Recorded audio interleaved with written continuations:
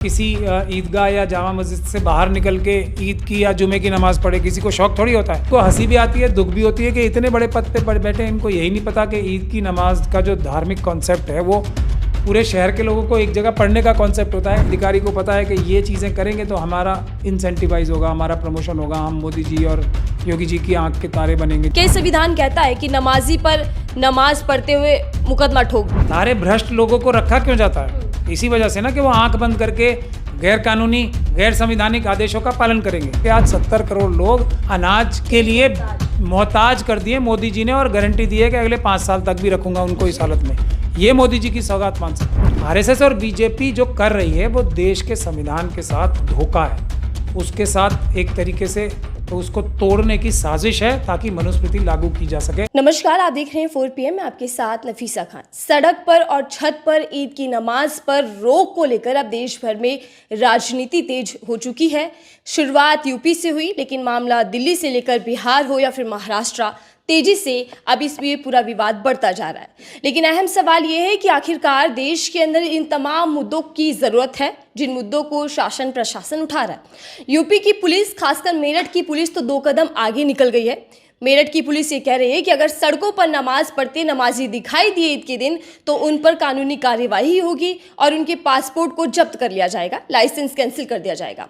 अब ऐसे में सवाल ये है कि क्या संविधान इन तमाम चीज़ों की इजाज़त देता है? सत्ता पक्ष ये कह रहा है कि व्यवस्था कायम करने के लिए हमें इस तरीके के एक्शन लेने होंगे, तो विपक्ष ये आरोप लगा रहा है कि बीजेपी सरकार संविधान का हनन कर रहा है। मेरे साथ ऐसे में बातचीत करने के लिए सुप्रीम कोर्ट के जाने माने अधिवक्ता महमूद प्राचा जी हैं, जिनसे हम तमाम ज्वलंत मुद्दों पर बात करते रहे हैं। और ये मुद्दा भी अब इतना ज्यादा तूल पकड़ रहा है कि इनसे बात करना जरूरी और समझना जरूरी है कि कानून क्या कहता है। आम जनता की राय भी बताई हमने आपको और नेताओं की जो प्रतिक्रिया है वो भी सुनवाई। अब कानून क्या कहता है वो भी आप तक पहुंचाते हैं। बहुत बहुत स्वागत है सर आपका। प्राचा जी, शुरुआत इसी से करते हैं क्योंकि आप कानून के जानकार हैं। देश में जो हालात दिखाई दे रहे हैं कि अब नमाज पर रोक लगे, सड़क तक पर नमाज ना हो ईद की, ये जो फरमान यूपी पुलिस या फिर दिल्ली के अंदर आ रहे हैं, इनको लेकर आपकी पहली प्रतिक्रिया क्या है?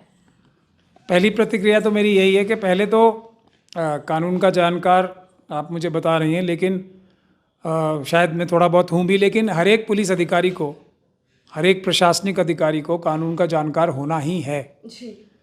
अगर वो कानून का जानकार नहीं है तो वो उस पद पे रहने के लायक ही नहीं है जी। और अगर वो जानकार है और उसके बावजूद कानून का हनन कर रहा है या कानून को तोड़ रहा है, कानून को तोड़ के आदेश पारित कर रहा है या कोई गतिविधि कर रहा है जो कानून के खिलाफ है, संविधान के खिलाफ है, तो उसका अपराध एक आम ऐसे अपराधी से जिसको कानून की जानकारी नहीं है कहीं ज़्यादा होता है जी। ये बुनियादी बात है। अब आपने दूसरी बात कही कि क्या ये राजनीति, हमारे देश में बाबा साहब डॉक्टर भीमराव अम्बेडकर ने राजनीति का कॉन्सेप्ट ख़त्म किया था और लोक नीति का और सेवा नीति का कॉन्सेप्ट शुरू किया था बाबा साहब डॉक्टर भीमराव अम्बेडकर ने संविधान लाके। जो ये राजनीति का कॉन्सेप्ट ही है ना कि राज करने की क्या नीति होनी चाहिए, किसी भी प्रकार से राज्य प्राप्त करो, संपदा प्राप्त करो, दूसरों के हक छीन लो, ये बाबा साहब ने मनुस्मृति जला के समाप्त करने की चेष्टा की थी। संविधान तो हमारा सेवा है ना, ये प्रधानमंत्री देश के जनता के नौकर हैं, कोई राजा थोड़ी हैं। चीफ जस्टिस साहब, खन्ना साहब हमारे देश की जनता के नौकर हैं। ये बुनियादी बातें हैं। जो कमिश्नर साहब या जो आप पुलिस के अधिकारियों का नाम ले रही हैं वो देश की जनता के नौकर हैं, वो किसी राजतंत्र का या राजनीति का हिस्सा हो ही नहीं सकते। तो ये गैर संवैधानिक कार्य हैं। अब मैं बुनियादी मुद्दे पे आता हूँ कि आपके दर्शकों को ये बात अच्छे से समझ लेनी चाहिए कि सड़क का प्रयोग, सड़क जो है ना, देश की जनता सड़क की भी मालिक है, सारे संसाधनों की देश की जनता मालिक होती है राष्ट्रपति के ज़रिए से। तो अगर सड़क का प्रयोग यातायात के अलावा भी कुछ समय के लिए करना आवश्यक हो या ज़रूरी हो या बेहतर हो, आप सब लोगों ने देखा था ना, ये जो अखिलेश यादव जी ने जो हाईवे बनाया था, एक्सप्रेस वे बनाया था, उस पर जहाज़ भी उतरे थे। क्यों? क्योंकि सड़क का प्रयोग सिर्फ वाहनों के यातायात के लिए नहीं, कभी ज़रूरत पड़ सकती है कि हमारे एयरफोर्स के जहाज़ भी यहाँ लैंड कराए जाएंगे, तो ये सब संपदा देश की जनता की। तो कभी ज़रूरत इस बात की भी पड़ सकती है कि वहाँ पे कोई कथा कराई जाए, कभी ज़रूरत इस बात की भी पड़ सकती है कि वहाँ पे कोई जुलूस निकाला जाए, कावड़ यात्रा निकाली जाए या दूसरी कोई भी इस प्रकार की यात्रा निकाली जाए, तो उस वक़्त जो प्रशासन की ये जिम्मेदारी होती है कि उस ग्रुप की, उस व्यक्ति की या उस संप्रदाय की जो ज़रूरत है वो पूरा करने के लिए सड़क का उपयोग उसको एक ख़ास तरीके से करने दिया जाए और यातायात को रोक दिया जाए। हमारे प्रधानमंत्री जी हैं, परम आदरणीय जी जो प्रतिवंदनीय हैं, मोदी जी ईवीएम के जो प्रधानमंत्री हैं, और योगी जी जो हैं जो ईवीएम के सीएम हैं, वो जब उनकी वो निकलती है, मतलब उनका जो काफिला निकलता है, मूवमेंट निकलता है, तो सारा यातायात रोक दिया जाता है ना, घंटों घंटों के लिए रोक दिया जाता है मेरे ख्याल से। तो वो क्या है? और नमाज, जहाँ तक नमाज का सवाल है उसका तो ये है कि बहुत सारे लोग तो नमाज देखने भी आते हैं, और बहुत सारे लोग अभी तो कोई अगर आरएसएस और बीजेपी का ट्रेंड काडर का ही नहीं होगा, जो आतंकवादी ट्रेनिंग मिलती है उनके सभी संगठनों द्वारा, आरएसएस द्वारा, बजरंग दल, विश्व हिंदू परिषद जैसे नेता जो उनके संगठन हैं उनके द्वारा, उनके अलावा तो लोग देखने आते हैं नमाज दूसरे धर्मों के भी, और खुद ही अपनी गाड़ियां जो है स्वयं ही देर से ही उस दिन निकालते हैं, क्योंकि और नमाज तो 10 मिनट के लिए होती है, सिर्फ मैक्सिमम कुछ ही मिनट की होती है, और उससे ज़्यादा, और किसी को शौक भी नहीं होता कि किसी ईदगाह या जामा मस्जिद से बाहर निकल के ईद की या जुमे की नमाज़ पढ़े। किसी को शौक थोड़ी होता है। मस्जिद में जगह होगी, ईदगाह में जगह होगी, तो अंदर जाके ही लोग नमाज और पढ़ना चाहेंगे, बल्कि लोग सुबह जल्दी जाते हैं कि आगे की सफ़ में जगह मिल जाए या जो भी है अंदर मिल जाए। लेकिन फिर भी क्योंकि 2-3 वजहें हैं, जो वक्फ बोर्ड के अंदर जो ज़मीनें हैं, जो ईदगाह की, बड़ी बड़ी मस्जिदों की, वो हमारे बुज़ुर्ग छोड़ गए थे इसीलिए। लेकिन एएसआई के कानून की वजह से, या जो हमारे अपने ही लोग जो बेईमान हैं, उन्होंने वक्फ की ज़मीनें जो हैं बहुत सारी, ईदगाह की और मस्जिदों की भी जगहें बहुत सारी, मतलब भ्रष्टाचार के माध्यम से गंवा दी हैं या दे दी हैं, उस वजह से मस्जिदों में जगह कम पड़ रही है। इसी वजह से मजबूरी में पढ़ना पड़ता है बाहर। अगर एएसआई की मस्जिदों में और ईदगाहों में परमिशन मिल जाए नमाज़ पढ़ने की, परमिशन, हालांकि मेरा तो ऐसा मानना है कोई लेने की आवश्यकता ही नहीं होती, परमिशन होनी ही है, वहाँ पे होती ही है, तो वो तो ज़बरदस्ती गैरकानूनी तौर से रोका जाता है, तो फिर ज़रूरत नहीं पड़ेगी सड़कों पे आने की लोगों को, क्योंकि हर व्यक्ति अंदर ही पढ़ना चाहेगा। दूसरा, पुलिस और प्रशासन को ये परमिशन देनी चाहिए, बल्कि उसको इंश्योर भी करना चाहिए कि कुछ मिनटों के लिए नमाज़ पढ़ने के लिए वो जगह सुरक्षित की जाए।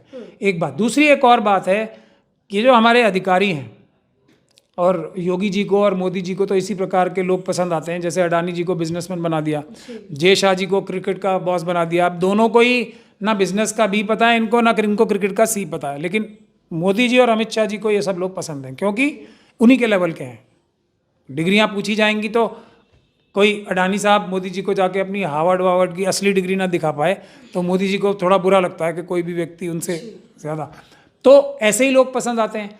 तो ये अधिकारी भी जो है ना, जो पता नहीं पेपर लीक भी होते हैं, यूपी में तो बहुत ज़्यादा होते हैं, पेपर लीक के माध्यम से या जिस भी माध्यम से उनकी गतिविधियों से ये बात साबित होती है कि उनको ज्ञान नहीं है किसी चीज़ का, ना संविधान का, ना कानून का, ना उनकी जिम्मेदारियों का, ना उस शपथ का जो संविधान की लेते हैं। तो योगी जी को ऐसे बहुत सारे लोग बहुत ज़्यादा पसंद हैं, उनकी आँख के तारे हैं वो सब। तो ऐसे लोगों को ऐसी बातें करते देख के देश के सभी कानूनी जानकारों को बहुत दुख होता है कि वो ये कहें कि ईद की नमाज जो है वो आप किसी भी छोटी मस्जिद में पढ़ लो।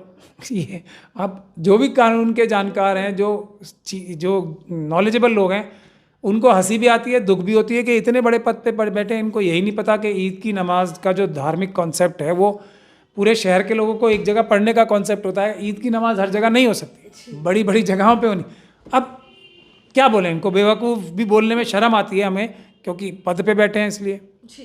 तो ये बुनियादी बातें हैं, लेकिन ये आरएसएस और बीजेपी एक साजिश के तहत देश में अफरा तफरी फैलाने के लिए चाइना और पाकिस्तान से मिलकर देश के टुकड़े करने के लिए काम कर रहे हैं, और अपने गंदे घिनौने कारनामे जो है ना, इन्होंने जो पूरा देश लूट लिया, उनसे ध्यान भटकाने के लिए डेली कोई ना कोई एक ऐसा बात होती है, कभी औरंगजेब, कभी नमाज, कभी दाढ़ी, कभी मूछ, कभी खाना, कभी नाम, कभी बोर्ड, सब कुछ होता है। सर, मैं राजनीति वाले तर्क पर आऊंगी, लेकिन उससे पहले हम शासन पर आते हैं, प्रशासन पर आते हैं। सर, मैं थोड़ा सा आंकड़ा या फिर ध्यान इस और लाना चाहती हूँ कि टाइमिंग को लेकर नमाज 10 से 20 मिनट में हो जाती है।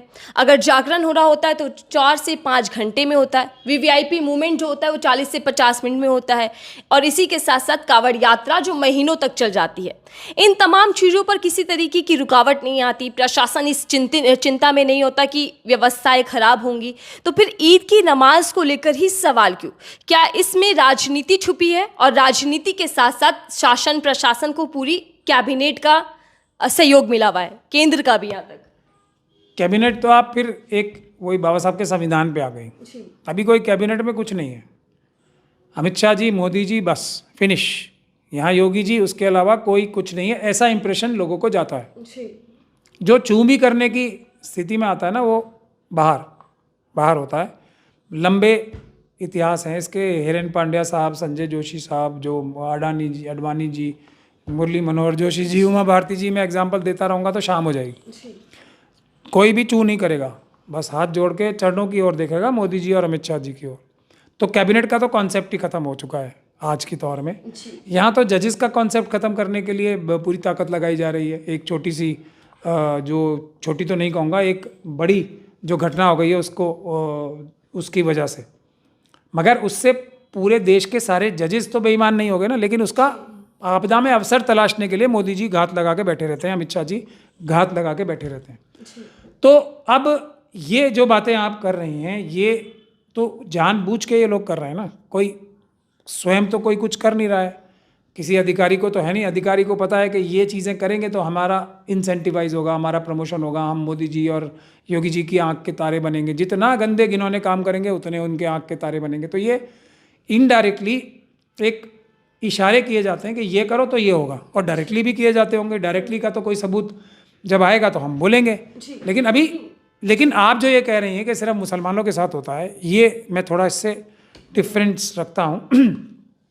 आप मुझे ये बताइए, मूंछ रखने पे शेड्यूल कास्ट कम्युनिटी को उनका चेहरा, उनकी इच्छा, उनकी मर्जी पीटा जाता है। मोटरसाइकिल पे चलने पे पीटा जाता है। उनकी मोटरसाइकिल, उनका पैसा, साइकिल पे घोड़ी, शादी उनकी, घोड़ी उनकी, अच्छे वो दूसरे लोगों से ज़्यादा लगते हैं उस पर घोड़ी पे बैठ के, फिर भी परेशानी, पेट में दर्द यहाँ होती है ना। ये मानसिकता है। तो सिर्फ मुसलमानों के साथ नहीं है, सबके साथ। महिलाओं के ऊपर दबाव के ढोल गंवार, शूद्र, पशु, नारी, ये सब ताड़न के अधिकारी। अब महिलाएं पुरुषों से ज़्यादातर जो होती हैं समझदार भी होती हैं, बहादुर भी होती हैं और ज़्यादा इफेक्टिव भी होती हैं, लेकिन मार मार के उनको दबा के रखना है उनको। तो ये सब जो चीज़ें हैं, ये अब महिलाओं के लिए दहेज के कानून का क्या अदालतों द्वारा भी विभिन्न, क्या एकदम से मतलब बिल्कुल डिस्ट्रॉय कर दिया गया उसे, और महिलाओं को ही दोषी सा बना दिया गया ना। आपको सबसे बड़ा एग्जाम्पल, चलिए मैं महिलाओं का ही दे देता हूँ। आप सारी महिलाएं जो हैं वो पुरुषों को, अपने पतियों को लूटने के लिए दिन रात जुटी हुई हैं, ऐसा इंप्रेशन बना दिया गया है ना। गलत इंप्रेशन ये। लेकिन इससे सवाल ये है ना कि अगर नेता राजनीति करें तो समझ में आता है, लेकिन अधिकारी एक चेतावनी दे रहे हैं कि अगर नमाज पढ़ते पकड़े गए तो फिर आप पर मुकदमा दर्ज होगा। क्या संविधान कहता है कि नमाजी पर नमाज पढ़ते हुए मुकदमा ठोक दो? संविधान तो ये कहता है जो ये अधिकारी अपराध कर रहे हैं, ये कहना ही अपराध है, ये आदेश पारित करना ही अपराध होगा, तो उसके खिलाफ एफआईआर दर्ज होनी चाहिए, उसके खिलाफ कानूनी कार्रवाई होनी चाहिए। उनके खिलाफ नहीं जो अपना एक तरीके से एक आवश्यक धार्मिक कार्य भी कर रहे हैं, और एक तरह से मजबूरी में वो थोड़ी देर के लिए सार्वजनिक जगह का प्रयोग भी कर रहे हैं। तो उनको मदद करनी चाहिए प्रशासन को। जो लोग मदद नहीं कर रहे, वो मेरी नज़र में तो कहीं ना कहीं किसी ना किसी लेवल पे अपराध ही कर रहे हैं। बिल्कुल। और हमने देखा है कि बीते कुछ सालों पहले तक प्रशासन शासन खुद खड़े होकर नमाज अदा भी करवाता था। वो तो डिफरेंस खत्म ही हो गया ना। अब भारत के संविधान का सिस्टम तो खत्म हो गया ना। प्रशासन अपनी डिसीजन लेने वाला नहीं होगा। सारे भ्रष्ट लोगों को रखा क्यों जाता है? इसी वजह से ना कि वो आंख बंद करके गैर कानूनी, गैर संवैधानिक आदेशों का पालन करेंगे। तो वो डिफरेंस तो अब खत्म हो चुका है ना। इंडिपेंडेंस ऑफ जो एग्जीक्यूटिव था वो आप भूल जाइए। तो राजशाही आ चुका है। नहीं, ये आरएसएस शाही लाने की चेष्टा की जा रही है। भारत का संविधान खत्म करके मनुस्मृति को लागू कराने की चेष्टा हो रही है, ऐसी बात है। लेकिन अम्बेडकरवादी जो हैं वो ऐसा होने नहीं देंगे। सर, बिहार के एक बीजेपी मंत्री हैं, वो कह रहे हैं कि अगर सड़क पर आप नमाज पढ़ते हैं, कहते हैं कि मस्जिदों में जगह नहीं है, तो कब्रिस्तान में जाकर पढ़ लीजिए, क्योंकि कब्रिस्तान की जो जगह है वो आपने घेर रखी है। देखिए, अब वही बात कह रहा हूँ ना मैं आपको, जो जितना इस प्रकार की गैर संवैधानिक गैर कानूनी बातें करेगा उसको उतना ज़्यादा प्रमोशन मिलेगा। यही तो है ना यहाँ पे। तो अब इसीलिए उन्होंने अपनी इस मजबूरी को ध्यान में रखते हुए, क्योंकि वो महिला हैं, महिलाओं से तो हमें यही अपेक्षा होती है कि वो ज़्यादातर अच्छा इंसाफ और बराबरी की बातें करेंगे, लेकिन उन्हें भी अब प्रमोशन चाहिए तो इस प्रकार की बातें करनी चाहिए। कब्रिस्तान अलग कार्य के लिए होता है, नमाज के लिए अलग जगह होती है, और ये सब जगहें कोई सरकार से अलॉट कराई हुई नहीं है। ये सब मुस्लिम समाज के लोगों ने अपनी जेब से पैसे दे के, आज भी ऐसा करते हैं, बहुत सारे लोग आज भी पैसे से मस्जिदें बनवाते हैं अपनी और ईदगाहें बनवाते हैं, और पहले ज़माने से ये होता चला आ रहा है। तो ये कोई आवंटित ज़मीनें नहीं हैं। तो जिस चीज़ के लिए है वो भी आवंटित नहीं है, ये भी आवंटित नहीं है। तो जिस चीज़ के लिए वो जगहें खरीदी गई हैं, जिस चीज़ के लिए वो जगहें वक्फ की गई हैं, वो उसी के इस्तेमाल में आती हैं। और ये किस जगह क्या करना है, ये उस धर्म के लोगों से सीख लेना चाहिए। यदि जो अपने आप को पब्लिक सर्वेंट बनना चाहते हैं, एमएलए बनना चाहते हैं, उनको स्वयं नहीं पता तो किसी ईमानदार व्यक्ति से पूछ के समझ लेना चाहिए। इस प्रकार की हास्यास्पद बातें करते हैं, क्योंकि दुनिया भर में लोग देखते हैं ना, फिर वो हंसते हैं कि भारत के ये एमएलए हैं, ये मंत्री हैं, ये एमपी हैं, इनको ये भी नहीं पता। कितना मजाक उड़ता है पूरी दुनिया में। लेकिन एक बात है, शर्म तो इनको आती ही नहीं है। मैं सर आखिरी सवाल आपसे ले रही हूँ, थोड़ा पॉलिटिकल भी है और थोड़ा सा कानूनी भी है। सर आपने देखा होगा दिल्ली में बीजेपी के जो विधायक हैं वो मांग कर रहे हैं कि मटन की शॉप बंद होनी चाहिए। मेरा सवाल उसमें यह है कि क्या कानून अदालतें कहती हैं कि कौन क्या खाएगा, कौन क्या पहनेगा, कौन कब क्या करेगा, इसका फैसला सरकार करेगी। और इसी के साथ एक तरफ ये मोदी सौगातें ईदी भेज रहे हैं मोदी के नाम से, दूसरी तरफ उनके नेता नमाज को लेकर विवाद कर रहे हैं। पहले तो मोदी जी भेज रहे हैं, सौगातें मोदी है, इसका मैं पूरी शक्ति से विरोध करना चाहूँगा। क्योंकि मोदी जी ने जितने भी पैसे अपने आप अर्जित किए थे ना, जो शायद किए होंगे चाय बेच के, ऐसे स्टेशन पे जो शायद उस समय था ही नहीं, वो शायद इतने नहीं हो पाए होंगे। चाहे जितनी भी उन्होंने एक मतलब जब वो मोदी जी बेच रहे थे बचपन में, तो कई सौ करोड़ लोगों को तो उन्होंने बेच ही दी होगी चाय, मगर तब भी इतने पैसे तो नहीं हो पाते उनके पास कि वो इतने सारे लोगों को ये जो सौगात दे रहे हैं वो दे पाते। तो ये देश की जनता की ही मेहनत की कमाई के पैसे, पहले तो हम ये बात अपने दिमाग में एकदम साफ कर लें। सौगातें मोदी दिया देखा जाए तो उसको मान सकते हैं हम कि जो लोग 5 किलो अनाज दूसरे लोगों को देने की स्थिति में होते थे, ऐसे 80 करोड़ लोगों में से कम 70 करोड़ तो ऐसे लोग होंगे ही जो दूसरों को चैरिटी देने की स्थिति में थे। उनको सौगातें मोदी ये मिली है कि उनको इस जगह लाके मोदी जी ने खड़ा कर दिया है कि आज 70 करोड़ लोग अनाज के लिए मोहताज कर दिए मोदी जी ने, और गारंटी दी है कि अगले 5 साल तक भी रखूंगा उनको इस हालत में। ये मोदी जी की सौगात मान सकते हैं। ये मोदी जी की सौगात मान सकते हैं कि अडानी, अंबानी, यूसुफ लुलू जैसे लोगों को, अभी राहुल गांधी जी ने भी बोला है 16 लाख करोड़, तो वही बोल रहे हैं। अभी वो तो बड़े ध्यान से बोलते हैं ना, क्योंकि एक भी बात उनकी गलत होगी तो वो पकड़ी जाएंगे।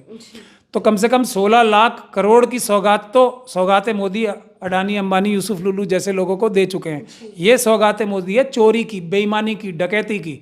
4-4.5 हज़ार किलोमीटर जगह सौगातें मोदी, सुब्रमण्यम स्वामी साहब ऐसा कहते हैं, चाइना को दे दी है। किस वजह से दे दी है, इसकी इन्वेस्टिगेशन होनी चाहिए, और किस डर से दे दी है, ये भी सुब्रमण्यम स्वामी जी की बात सुन के सोचना चाहिए। ये है सौगातें मोदी, जो देश की जनता को बेरोजगार कर दिया है। ये है सौगातें मोदी, जो 100 रुपये तक पेट्रोल के दाम हो गए हैं, 100 रुपये डॉलर के दाम होने वाले हैं। ये है सौगातें मोदी।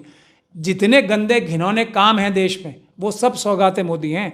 अगर मोदी जी ये सब काम करना बंद कर दें और सिर्फ ये बनतारा जाके बैठ जाएं, तो देश सच में तरक्की करेगा, दिन दुगनी रात चौगनी। अगर हम तो दुआ करते हैं ऊपर वाले से कि हर सौगातें मोदी से हमें हमारे देश की रक्षा करें। सौगातें मोदी मतलब खतरा, और कुछ नहीं है। ठीक है। और दूसरा सर, क्या बीजेपी तय करेगी कि कौन कब क्या खाए? बीजेपी नहीं, वही मनुवादी मानसिकता। देखिए, अब मेरे ख्याल से एक बड़ा आंदोलन होना चाहिए कि आरएसएस और बीजेपी के लोगों के अलावा भी कुछ लोगों को तो बीफ एक्सपोर्ट करने का हक मिलना चाहिए। पूरा रिजर्वेशन आरएसएस और बीजेपी को दे दिया गया। जितना भी देश में से बीफ एक्सपोर्ट होगा वो आरएसएस और बीजेपी से कनेक्टेड लोग ही करेंगे। ये गलत बात है। कुछ तो दूसरे लोगों को भी करने दें बीफ का एक्सपोर्ट।